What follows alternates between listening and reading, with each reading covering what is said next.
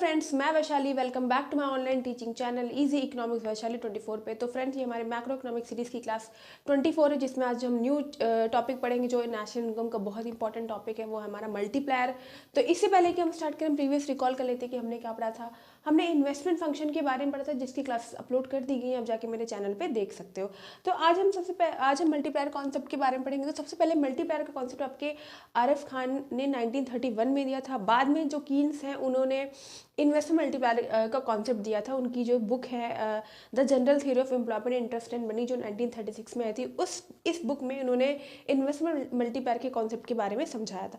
तो जो सबसे पहला कॉन्सेप्ट है आपका मल्टीप्लायर का, वो आपके RF खान ने दिया था।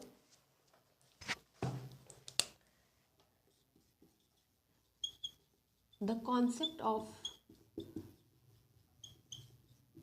multiplier was first developed by RF Khan 1931 में। इनको जो मल्टीप्लायर का कॉन्सेप्ट है वो आपके RF काहन ने दिया था 1931 में, और इन्होंने इसको एम्प्लॉयमेंट मल्टीप्लायर कहा था। इन्होंने एम्प्लॉयमेंट मल्टीप्लायर का कॉन्सेप्ट दिया था। तो इन्होंने मल्टीप्लायर को एम्प्लॉयमेंट मल्टीप्लायर कहा था। बाद में जो कीन्स आते हैं आफ्टर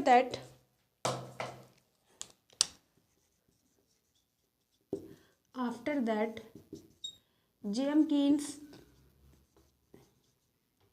जो आपके बाद में जेएम कीन्स आते हैं, उन्होंने इन्वेस्टमेंट मल्टीप्लायर का कॉन्सेप्ट दिया था। तो जो आपके जेएम कीन्स हैं उन्होंने इन्वेस्टमेंट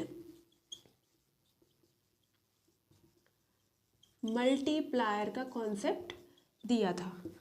बहुत इंपॉर्टेंट है। और इनकी बुक है the general theory of employment interest and money, जो इनकी बुक 1936 में आई थी। इस बुक में ही इन्होंने इन्वेस्टमेंट मल्टीप्लायर के कॉन्सेप्ट के बारे में बताया था। तो बहुत इंपॉर्टेंट है। तो सबसे पहले आपके RF काहन, जो 1931 में इन्होंने मल्टीप्लायर का कॉन्सेप्ट दिया था, इन्होंने मल्टीप्लायर को एम्प्लॉयमेंट मल्टीप्लायर कहा। बाद में जेएम कीन्स आते हैं, उन्होंने इन्वेस्टमेंट मल्टीप्लायर का कॉन्सेप्ट दिया है, और इनकी बुक है the general theory of employment interest and money, 1936 में आई थी। इस बुक में इन्होंने इन्वेस्टमेंट मल्टीप्लायर के कॉन्सेप्ट के बारे में बताया था। बस सिंपल सा मल्टीप्लायर का मतलब ये होता है कि अगर इन्वेस्टमेंट में थोड़ा सा भी चेंज करते हैं, अगर इन्वेस्टमेंट को हम 2% भी बढ़ा देते हैं, तो उसकी वजह से जो इनकम है उसमें बहुत बड़ा चेंज आता है। उसी को हम मल्टीप्लायर इफेक्ट बोलते हैं।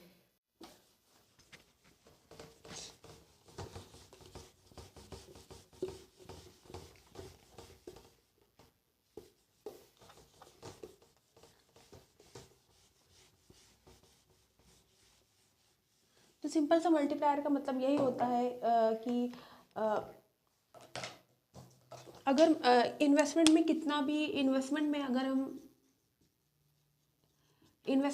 अगर थोड़ा सा भी बढ़ा देते हैं, अगर चेंज करते हैं, इन्वेस्टमेंट बढ़ाते हैं, तो उसकी वजह से क्या होता है, इनकम में भी इंक्रीज करता है। उसी को हम इन्वेस्टमेंट मल्टीप्लायर या मल्टीप्लायर इफेक्ट बोलते हैं। तो it measures change in income level due to change in investment expenditure। बस कि अगर क्या मेज़र करता है कि अगर इन्वेस्टमेंट में अगर हम थोड़ा सा भी कई गुना चेंज करते हैं, थोड़ा सा भी 2% भी अगर हम इन्वेस्टमेंट को बढ़ा देते हैं, तो उससे उससे कई ज़्यादा इनकम में चेंजेस आते हैं, बढ़ जाता है आपका इनकम। तो उसी को हम मल्टीप्लायर इफेक्ट बोलते हैं, उसी को हम या इन्वेस्टमेंट मल्टीप्लायर बोलते हैं। यहाँ पे मैं लिख देती हूँ इन्वेस्टमेंट मल्टीप्लायर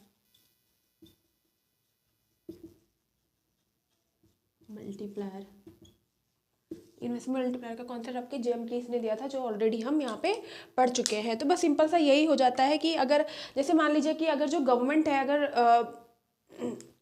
मान लीजिए कि अगर गवर्नमेंट है, एग्जांपल ले लेते हैं कि अगर गवर्नमेंट है गवर्नमेंट इकोनॉमी में 100 करोड़ का इन्वेस्टमेंट करती है, 100 करोड़ का इन्वेस्टमेंट करती है, तो उससे क्या होगा? तो उससे क्या होगा कि अगर इन्वेस्टमेंट करती है तो वो क्या करेगी, बड़े बड़े प्रोजेक्ट्स बनाएगी, तो उससे क्या करेगी कि वर्कर्स को हायर करेगी, वर्कर्स को हायर करेगी, फिर उनको क्या मिलेगा, एम्प्लॉयमेंट मिलेगा, उनको रोजगार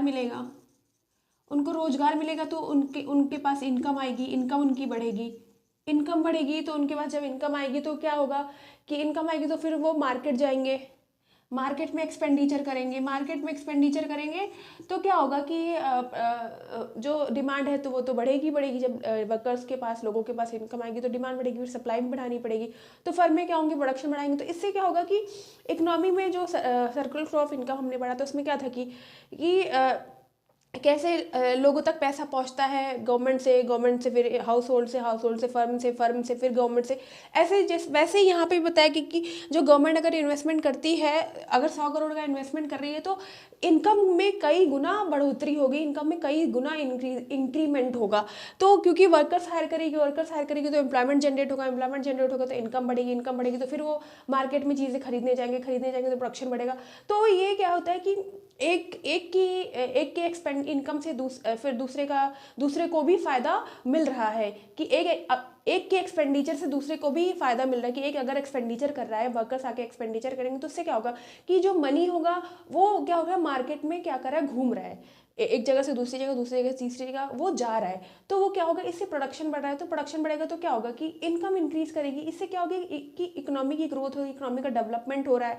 तो वही यहाँ पे उसी के बारे में मल्टीप्लायर बताता है कि कैसे अगर हम इन्वेस्टमेंट में चेंज करते हैं तो कैसे इनकम में कई गुना बढ़ोतरी होती है, कई गुना इंक्रीमेंट होता है, उसी को हम मल्टीप्लायर इफेक्ट कहते हैं। अब इसका हम यहाँ पे फॉर्मूला देख लेते हैं इन्वेस्टमेंट मल्टीप्लायर का हम यहाँ पे फॉर्मूला देख लेते हैं। जो मल्टीप्लायर है, हमेशा याद रखना, जो मल्टीप्लायर है उसको हम के से डिनोट करते हैं, तो जो इन्वेस्टमेंट मल्टीप्लायर का फॉर्मूला हो जाएगा k equals to delta Y upon delta I, ये इन्वेस्टमेंट मल्टीप्लायर का फॉर्मूला हो जाएगा, ये आपका क्या हो जाएगा, मल्टीप्लायर हो जाएगा। ठीक है, तो क्या बताता है कि अगर हम इन्वेस्टमेंट में थोड़ा सा भी चेंज कर रहे हैं तो आपका इनकम में कितना चेंज आ रहा है, तो ये आपका क्या हो जाएगा, चेंज इन इनकम हो जाएगा, चेंज इन इनकम, और ये क्या हो जाएगा, चेंज इन इन्वेस्टमेंट। तो ये बताता है, ये आपका इन्वेस्टमेंट मल्टीप्लायर हो जाएगा। इनके अलावा और भी फॉर्मूले हैं, वो भी देख लेते हैं। निकालने का और भी फॉर्मूला है कि ये आपका एमपीसी से निकलता है, तो के इक्वल्स टू 1/1 माइनस एमपीसी हो जाएगा। ये आपका, अगर हमें कंजम्पशन निकालना है, एमपीसी और एमपीएस ऑलरेडी हम पिछली क्लास में पढ़ चुके हैं, जो कंजम्पशन फंक्शन की क्लास है। अगर आपको एमपीएस और एमपीसी के बारे में समझना है तो जो कंजम्पशन फंक्शन की क्लास है वो जाकर देखिएगा, वहाँ पे आपको क्लियर हो जाएगा। तो ये क्लासेस देखने से पहले, अगर आप मल्टीप्लायर की क्लासेस देखने से पहले आप पहले कंजम्पशन फंक्शन की क्लास, सेविंग फंक्शन की क्लास और इन्वेस्टमेंट फंक्शन की क्लास देखिएगा, उसके बाद आप मल्टीप्लायर को देखिएगा, तब आपको ये मल्टीप्लायर आपको समझ में आएगा। एक तो ये है कि अगर हमें इन्वेस्टमेंट मल्टीप्लायर का दूसरा फॉर्मूला ये हो जाता है कि के इक्वल्स टू 1/1 माइनस एमपीसी। ठीक है, 1 माइनस एमपीसी हो जाएगा ये। और दूसरा क्या है, अगर हमें सेविंग से निकालना है तो सेविंग से क्या हो जाएगा, के इक्वल्स टू 1/MP हो जाएगा। ठीक है, ये दोनों आपके मल्टीप्लायर के दो फॉर्मूले हो जाते हैं। अगर आपका ये एमपीसी के इक्वल्स टू 1/1 माइनस एमपीसी, और ये हो जाएगा के इक्वल्स टू 1/MPS। तो जो आपका एमपीसी होता है और प्लस एमपीएस दोनों एक के बराबर होते हैं। जो एमपीसी का मतलब क्या होता है, मार्जिन प्रोपेंसिटी टू कंज्यूम, कि जो आपकी एक्स्ट्रा इनकम होती है उसमें से कितना % आपने कंज्यूम कर रखा है, उसी को हम एमपीसी बोलते हैं। तो और एमपीएस क्या होता है कि जो आपकी एडिशनल इनकम होती है उसका कितना पार्ट आपने सेव करके रखा है, वो आपका एमपीएस हो जाता है। तो दोनों 1 हो जाएगा कि, तो ये दोनों आपकी इनकम पे डिपेंड करता है कि अगर आपकी इनकम में कोई भी चेंजेस आते हैं तो इनमें भी चेंज आएगा, बढ़ेगा घटेगा, इसलिए दोनों इक्वल्स टू 1 हो जाते हैं, दोनों हमेशा बराबर होते हैं। एग्जाम में ज़रूर पूछते हैं आपसे। तो MPS equals to 1 minus MPC हो जाता है। कभी अगर हमें एमपीएस निकालना है तो 1 माइनस एमपीसी हो जाता है। ठीक है, इस चीज़ को आप लोग याद रखिएगा। यहाँ पे एक पॉइंट और है, उस पॉइंट को भी नोट कर लीजिएगा, नोट डाउन ज़रूर कर लीजिएगा कि अगर आपका एमपीसी जितना ज़्यादा होगा, MPC जितना ज़्यादा होगा मल्टीप्लायर उतना ज़्यादा बढ़ेगा, और MPS जितना ज़्यादा होगा तो जो आपका मल्टीप्लायर होगा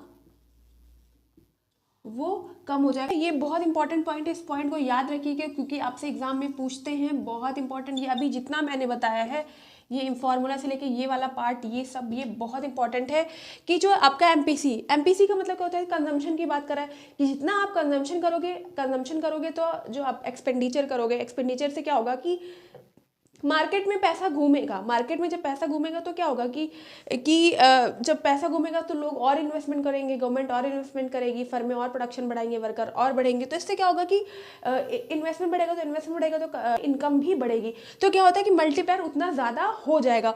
और एमपीएस का मतलब होता है कि सेविंग की बात करें कि जितना पार्ट अगर सेव करके रखोगे, अगर आपका इनकम का ज़्यादा पार्ट आप सेव करके रखोगे तो कंजम्पशन आप करोगे नहीं। कंजम्पशन जब नहीं करोगे तो क्या होगा कि मार्केट में आप चीज़ें खरीदने नहीं जाओगे तो पैसा फ्लो नहीं होगा, तो इन्वेस्टमेंट भी कम ही होंगे। जब पैसे ही नहीं होंगे लोगों के पास, या तो क्या होगा, जो आपका जब अगर इन्वेस्टमेंट कम होंगे तो आपका इनकम भी कम ही जनरेट होगी, तो मल्टीप्लायर जो होगा वो क्या हो जाएगा, उतना कम हो जाएगा। ठीक है, तो ये आपका सिंपल सा है कि एमपीसी क्या होगा कि बढ़ेगा तो आपका मल्टीप्लायर भी उतना ज़्यादा बढ़ेगा, और एमपीएस अगर बढ़ता है तो मल्टीप्लायर का जो होता है वो आपका क्या हो जाएगा कि मल्टीप्लायर कम हो जाएगा। तो एमपीसी और मल्टीप्लायर के बीच में क्या ऐसा रिलेशनशिप होता है, आपका डायरेक्ट रिलेशनशिप होता है। एमपीसी और एमपीएस, मैं यहाँ पे लिख देती हूँ कि एमपीसी जो एमपीसी एंड मल्टीप्लायर के बीच में कैसा रिलेशनशिप हो जाता है आपका, इनके बीच में कैसा रिलेशनशिप है आपका, डायरेक्ट रिलेशनशिप है।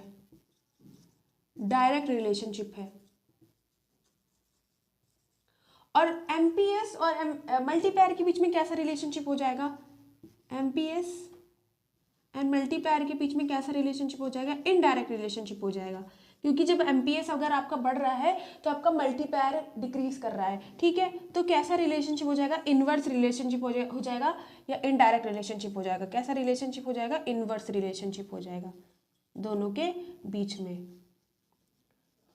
तो ये था आपका रिलेशनशिप दोनों के बीच का। ठीक है, इन्वेस्टमेंट मल्टीप्लायर का फॉर्मूला मैंने बताया कि हमेशा याद रखना, जो मल्टीप्लायर होता है वो के से डिनोट किया जाता है, तो इसका फॉर्मूला क्या हो जाएगा, change in income upon change in investment. Multiplier का सिंपल सा यही मतलब होता है। और भी फॉर्मूले हैं, के इक्वल्स टू 1/1 माइनस एमपीसी, और दूसरा अगर हमें सेविंग से निकालना है तो के इक्वल्स टू 1/1 एमपीएस हो जाएगा। ठीक है, फिर एमपीसी एमपीएस बराबर होते हैं, एमपीएस निकालना तो 1/1 माइनस एमपीसी हो जाएगा। एमपीसी बढ़ता है तो मल्टीप्लायर बढ़ता है, एमपीसी घटता है, एमपीसी अगर बढ़ेगा तो मल्टीप्लायर बढ़ेगा, और जो एमपीएस बढ़ता है तो मल्टीप्लायर कम हो जाता है। ठीक है, तो एमपीसी और मल्टीप्लायर के बीच में डायरेक्ट रिलेशनशिप होता है, क्योंकि एमपीसी बढ़ता है तो मल्टीप्लायर भी बढ़ जाता है। ठीक है, और एमपीएस और मल्टीप्लायर के बीच में इनवर्स रिलेशनशिप होता है, इनडायरेक्ट रिलेशनशिप होता है, क्योंकि दोनों अगर एमपीएस अगर बढ़ जाता है तो मल्टीप्लायर आपका क्या हो जाता है, डिक्रीज कर जाता है, क्योंकि जब आप सेविंग ज़्यादा करने लग जाओगे तो फिर मार्केट में पैसा जाएगा ही नहीं, सर्कुलेट ही नहीं होगा, तो इससे क्या होगा कि इन्वेस्टमेंट कम होगा तो इनकम भी कम होगी। तो ये था आपका सिंपल सा कॉन्सेप्ट। यहाँ पे एक न्यूमेरिकल हम देख लेते हैं कि एमपीसी से अगर सॉल्व करना होगा तो हम कैसे सॉल्व करेंगे।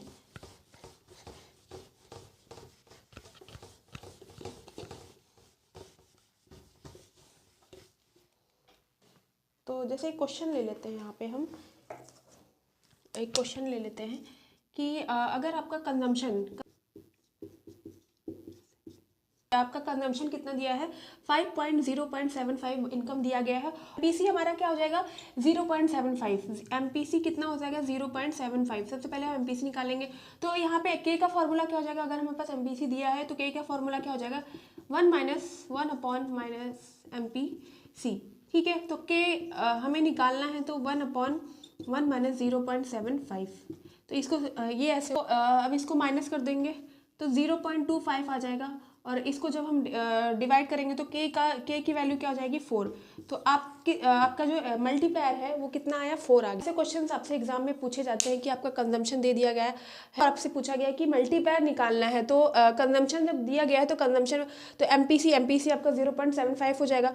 अब फॉर्मूला यहाँ पे ये जो मैंने बता दिया है कि के का निकालना है, तो के इक्वल्स टू 1/1 माइनस एमपीसी हो जाएगा। तो यहाँ पे पुट कर देंगे फॉर्मूले में, तो आपका जो मल्टीप्लायर है 4 निकल कर आ जाएगा। ये ऐसे सॉल्व होते हैं। तो ये था आपका मल्टीप्लायर का कॉन्सेप्ट, सिंपल सा। बस मल्टीप्लायर का मतलब यही होता है कि इन्वेस्टमेंट में अगर हम थोड़ा सा भी चेंज करते हैं तो उसकी वजह से इनकम में कई गुना चेंज आते हैं, उसी को हम मल्टीप्लायर बोलते हैं या इन्वेस्टमेंट मल्टीप्लायर बोलते हैं। तो मल्टीप्लायर का पहला कॉन्सेप्ट आपके आर एफ काहन ने दिया था, जो 1931 में दिया था। इन्होंने एम्प्लॉयमेंट मल्टीप्लायर को एम्प्लॉयमेंट मल्टीप्लायर बोला। बाद में कीन्स आते हैं, कीन्स ने इन्वेस्टमेंट मल्टीप्लायर का कॉन्सेप्ट दिया। इनकी बुक है the general theory of employment interest and money, जो 1936 में आई थी। इस बुक में इन्होंने इन्वेस्टमेंट मल्टीप्लायर का कॉन्सेप्ट दिया। इसका फॉर्मूला हो जाता है कि delta change in income upon change in investment. कितना अगर चेंज आप इन्वेस्टमेंट में करते हो तो आपकी उसकी वजह से कई गुना चेंज आपका इनकम में भी आता है। जैसे आप मैंने एग्जांपल दिया कि अगर आप 100 करोड़ का अगर गवर्नमेंट इन्वेस्टमेंट करती है तो 100 करोड़ का नहीं, 100 करोड़ की इनकम नहीं बढ़ेगी, उससे भी ज़्यादा इनकम में चेंजेस आएंगे। क्योंकि उसकी वजह से क्या होगा कि इन्वेस्टमेंट करेगी तो वो एम्प्लॉयमेंट को जनरेट करेगी ना, वर्कर्स हायर करेगी, फिर प्रोडक्शन बढ़ेगा, उसकी वजह से एम्प्लॉयमेंट जनरेट होगा, इनकम जनरेट होगी, ऐसे जो मनी होता है पूरे जगह पे सर्कुलेट करेगा। तो इससे क्या होगा कि इकोनॉमी में डेवलपमेंट आएगा, लोगों के पास पैसा आएगा, इकोनॉमी ग्रोथ होती है।